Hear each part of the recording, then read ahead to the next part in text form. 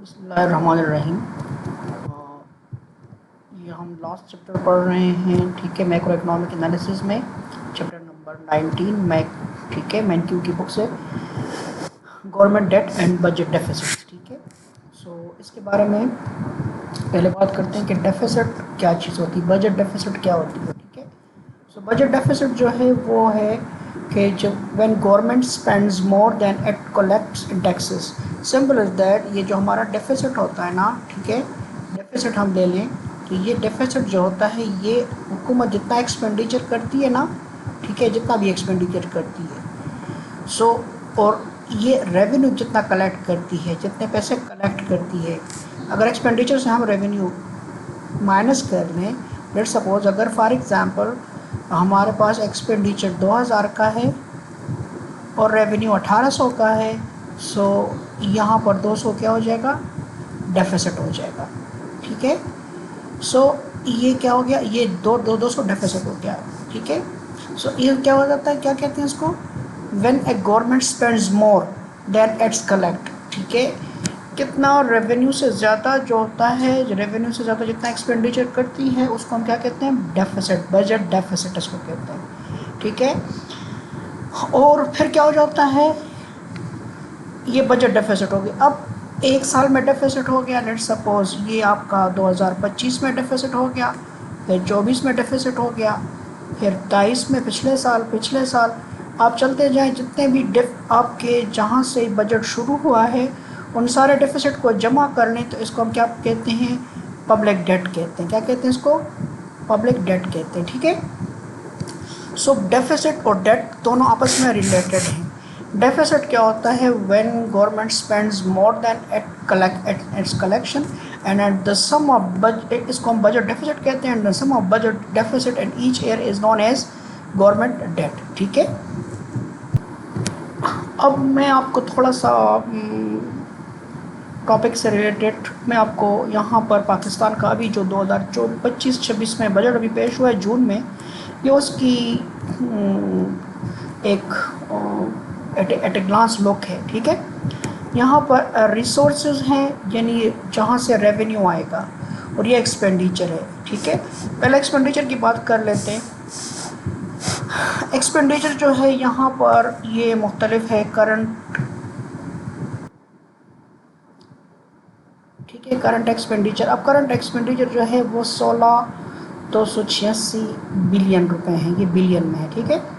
अब ये उसकी डिटेल है कि इंटरेस्ट पेमेंट कितनी होगी, 8,207 रुपये, ठीक है। इंटरेस्ट पेमेंट क्या होती है, ये लोन जितने कर्जे लिए हैं उस पर पेमेंट होगी, ठीक है। जितने भी पाकिस्तान के कर्ज हैं ना, डेट, उसके सबसे बड़ा जो आपका एक्सपेंडिचर में बहुत बड़ा हिस्सा है वो इंटरेस्ट पेमेंट है, ठीक है। यानी 16,286 बिलियन रुपए में से 8,207 किस पे जाएगा, इंटरेस्ट पेमेंट पे जाएगा। पेंशन पे, जो पेंशन में पेमेंट, ये जो हुकूमत पेंशन देती है फेडरल, ये 1,055 रुपये है, 1,055 बिलियन रुपए हैं, ठीक है।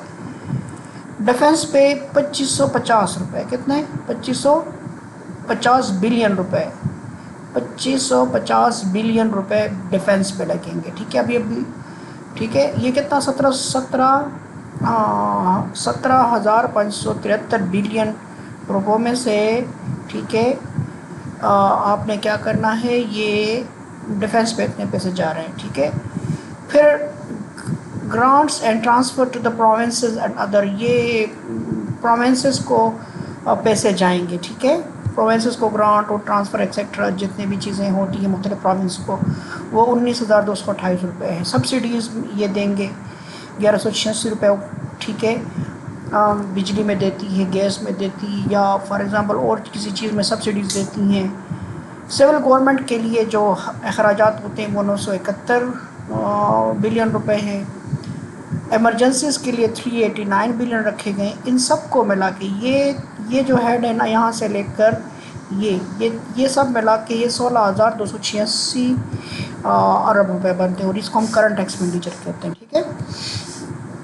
अच्छा जी, फिर डेवलपमेंट एंड नेट लैंडिंग, इसमें फेडरल जो है फेडरल PHDP प्रोग्राम डेवलपमेंट के लिए ये फ़ंड रखा जाता है 1000 रुपये डेवलपमेंट के लिए। पाकिस्तान के बजट में से सिर्फ 1000 बिलियन रुपए डेवलपमेंट फ़ंड है, ठीक है। इसमें नेट लैंडिंग जो हैं ये हुकूमत ने लैंडिंग एक्सेट्रा में एक्सपेंडिचर जो करनी है वो 287, तो ये कुल एक्सपेंडिचर 17,573 बिलियन रुपए बनते हैं। ये तकरीबन 17.5 ट्रिलियन रुपए बन जाते हैं, ठीक है।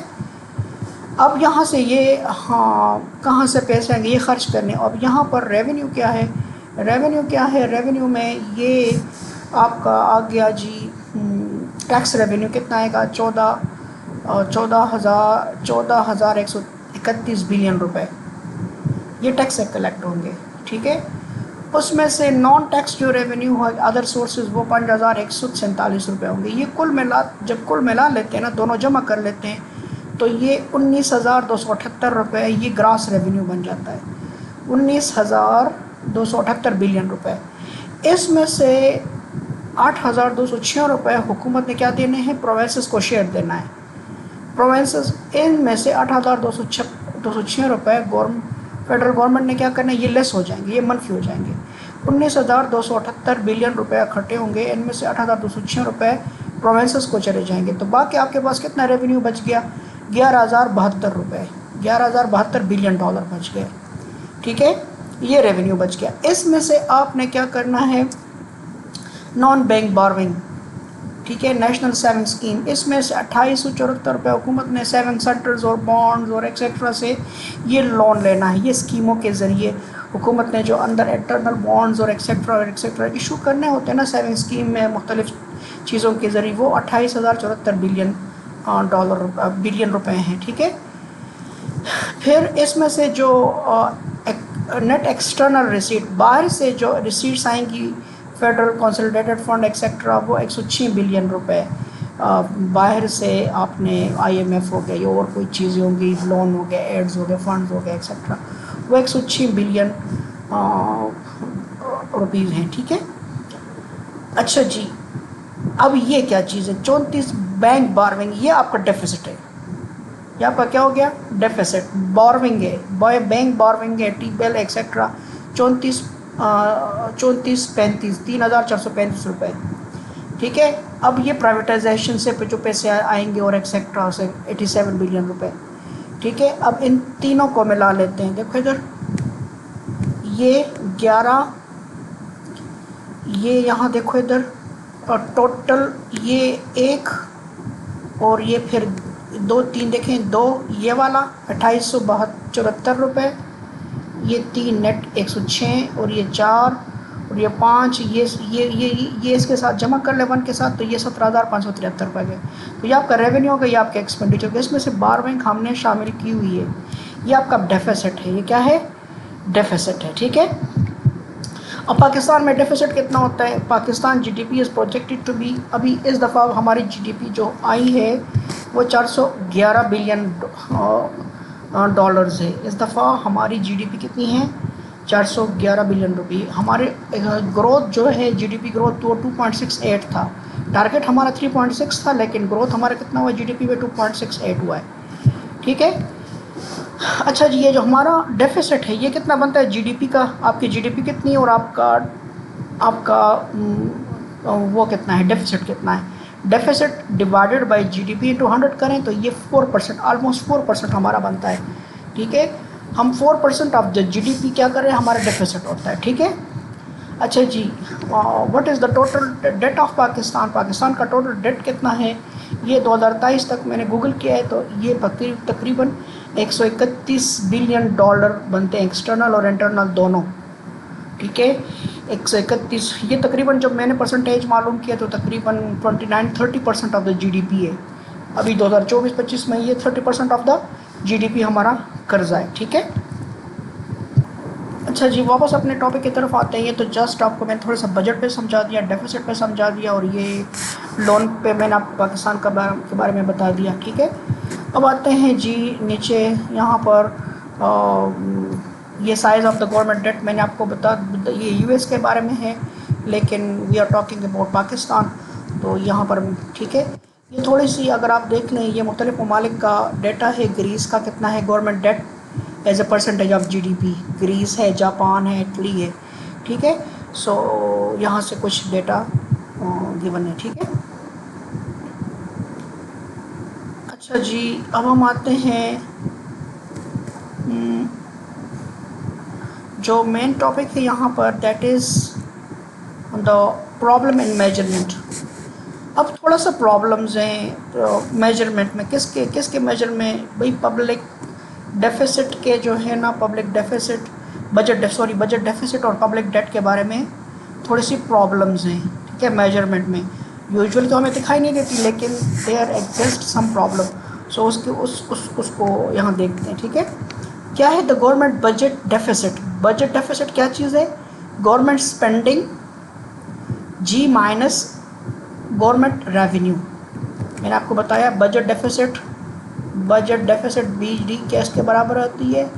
आपकी गवर्नमेंट स्पेंडिंग जी माइनस आपके गवर्नमेंट रेवेन्यू, ठीक है। Government expenditure minus government revenue, इसको हम कहते हैं करंट, ठीक है। दिस इज़ नॉन एज, इसको हम जो मेजर करते हैं तो हम कहते हैं, ठीक है, इसको हम कहते हैं करंटली मेजर ना, ठीक है, currently measurement of the budget deficit. अब इसके क्या कहते हैं? दिस डेफिनेशन में साउंड सिंपल एनफ, ठीक है, सादा सी बात लगती है, बट इन फैक्ट डिबेट और fiscal policy sometime arise over how the budget deficit should be measured. Budget deficit को मेजर के हमने कहा बस यही मेजरमेंट का तरीका है ना जी। हम कहते हैं कि गवर्नमेंट एक्सपेंडिचर को गवर्नमेंट रेवेन्यू से माइनस करो तो बजट डेफिसिट आ गया, ठीक है। सो इसके बारे में हम क्या कहते हैं इसके बारे में कुछ प्रॉब्लम्स हैं, ठीक है, कुछ कि किस तरह मेजर कर, कुछ मुख्तलिफ व्यूज़ हैं।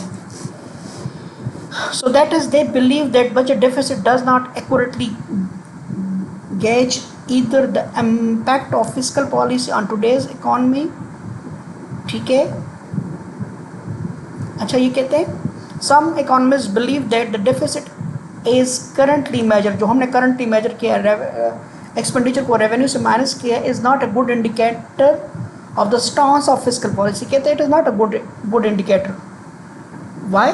दैट इज़ दे बिलीव, क्या असल में कहते हैं कि यहाँ पर इसमें जो है ये करंटली नहीं, ये फ्यूचर जनरेशन के लिए उसको उनको इग्नोर कर रहे हैं। That is they believe that the budget deficit does not accurately gauge either the impact of fiscal policy on today's economy or the burden being placed on future generation, ठीक है, of taxpayer। in this section हम यहाँ पर देखते हैं कि क्या problem, किस तरह प्रॉब्लम्स हैं, और ये जो करंटली हम मेजर कर रहे हैं, ठीक है, जी माइनस रेवेन्यू, ठीक है, गवर्नमेंट एक्सपेंडिचर माइनस पब्लिक, ये किस तरह अफेक्ट करता है, ठीक है। सो यहाँ देखें इधर फर्स्ट जो प्रॉब्लम है हमारा, दैट इज़ इन्फ्लेशन टॉपिक हमारा नहीं है। Inflation not is a topic, inflation topic नहीं है। इन्फ्लेशन ये है कि ये मेजरमेंट जब हम डेफिसिट को मेजर करते हैं, so there we ignore the problem of inflation, ठीक है। किस तरह हम देखते हैं कि इन्फ्लेशन का क्या रोल है इसमें बजट डेफिसिट में, ठीक है। अच्छा देखो इधर, जब हम बजट डेफिसिट को देखते हैं, नापते हैं, so we do ignore the role of inflation. When we measure the budget deficit we do ignore the role of inflation, ठीक है, इन्फ्लेशन का रोल इग्नोर कर लेते हैं। बाज़ इकोनॉमिस्ट कहते हैं कि भाई ये जो बजट डेफिसिट है, it should be in real term,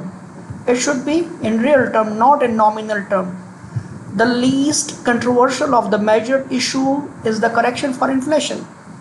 सबसे पहले चीज़ जो हमने इग्नोर की है बजट डेफिसिट में जो मेजर करते हैं वो इन्फ्लेशन का रोल है। Almost all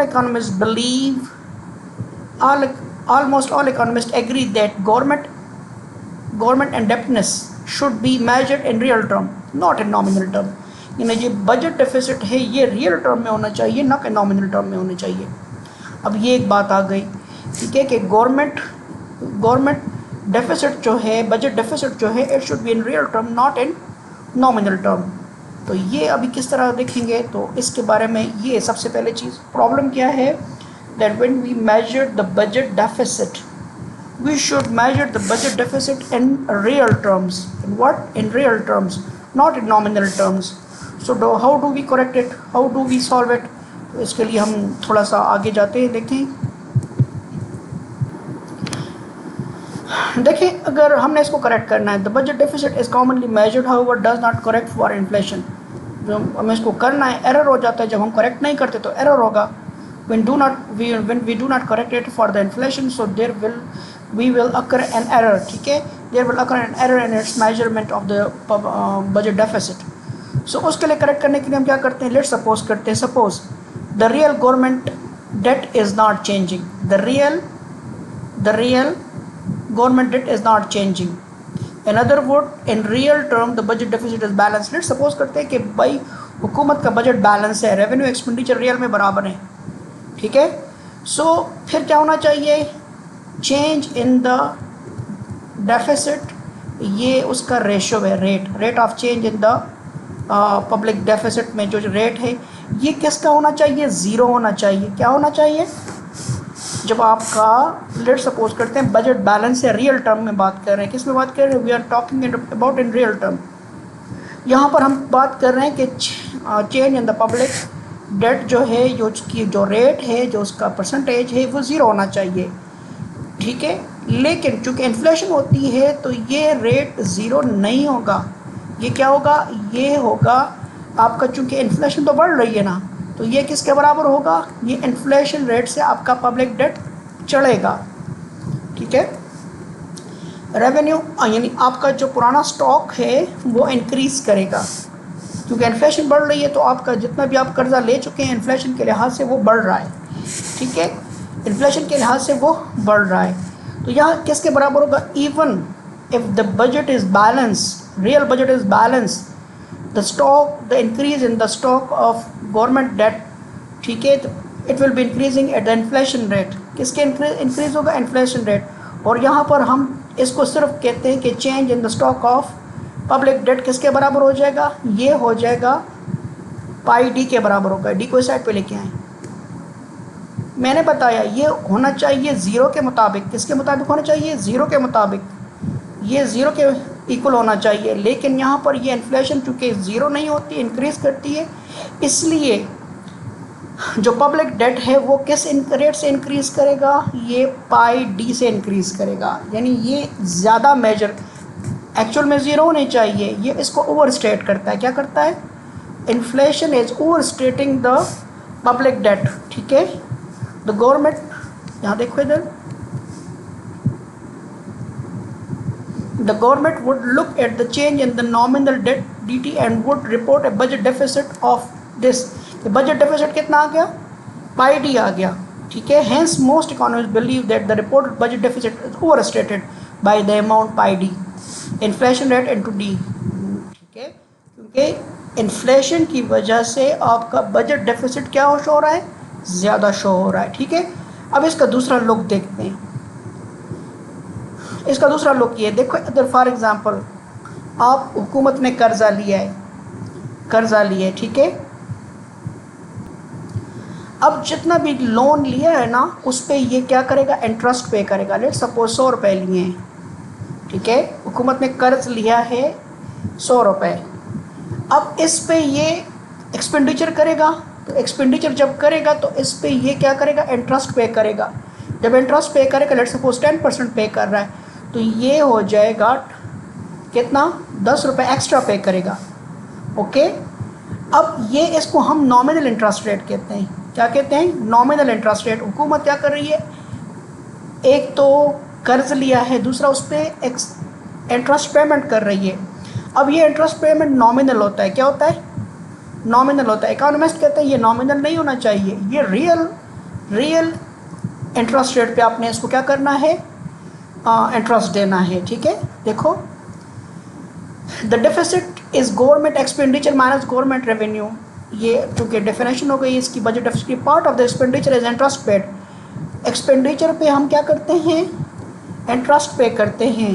गवर्नमेंट डेट होता है तो गवर्नमेंट डेट पे हम क्या करते हैं, गवर्नमेंट डेट पे जब एक्सपेंडिचर करते हैं उसको एक्सपेंडिचर करते हैं, तो उस पर हम इंटरेस्ट पे करते हैं. तो कौन सा करते हैं, हम यूजुअली नॉमिनल पे करते हैं, लेकिन ये रियल होना चाहिए। क्या होना चाहिए?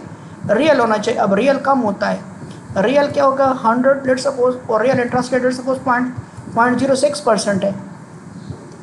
रियल इंटरेस्ट रेट कम होता है तो ये क्या आ गया? 6 रुपये होना चाहिए। असल इंटरेस्ट रेट 6 है और हमने पे किया है 10 रुपये, तो हमने और ज़्यादा पे किया है। ठीक है, सो हमने क्या करना है? We have to correct it, we have to correct it. हमें इसको करेक्ट करना है फॉर इन्फ्लेशन, फॉर इन्फ्लेशन। और इसको के याद रखो, नॉमिनल इंटरेस्ट रेट और रियल इंटरेस्ट रेट इन दोनों में फ़र्क है। नॉमिनल इंटरेस्ट रेट से रियल इंटरेस्ट अगर हम माइनस करते हैं तो इन्फ्लेशन, इन दोनों का जो डिफरेंस है वो इन्फ्लेशन। ये जो डिफरेंस फ़र्क आ रहा है, ये जो 4% फ़र्क आ रहा है, it is due to inflation आ रहा है। ठीक है, अब यहाँ इन्होंने एग्जाम्पल की है। ये कह रहे हैं कि लेट सपोज करते हैं कि हुकूमत का जो बजट डेफिसिट है, स्टॉक ऑफ द डेट है, वो 495 बिलियन है और यहाँ पर इंटरेस्ट रेट जो है वो 8.6% है। तो हुकूमत ने 43 बिलियन इंटरेस्ट पेमेंट किया। क्या किया? इंटरेस्ट पेमेंट किया। अब यहाँ पर क्या हो गया? या ये sorry, change in the stock of public date है। ठीक है, लेकिन हुकूमत कहती, क्या कहती है? The government report budget deficit of 28 billion. ये रियल है, ये क्या है? ये रियल है, ये रियल 28 बिलियन है और नॉमिनल जो है 43 बिलियन आ रहा है। ठीक है, नॉमिनल 43 बिलियन आ रहा है, रियल जो है वो 28 बिलियन आ रहा है। तो इसका मतलब है कि नॉमिनल बढ़ रहा है लेकिन रियल बजट डेफिसिट कम है। तो इन दोनों का अगर डिफरेंस हम ले तो इसका 15 बिलियन रुपए आ रहा है, तो वो कहाँ गए? वो सरप्लस होगा। वो क्या होगा? सरप्लस होगा। ठीक है, इसका सेकंड जो प्रॉब्लम है कैपिटल एसेट्स, वो हम नेक्स्ट वीडियो में पढ़ते हैं। ठीक है, सो नेक्स्ट वीडियो में मिलते हैं।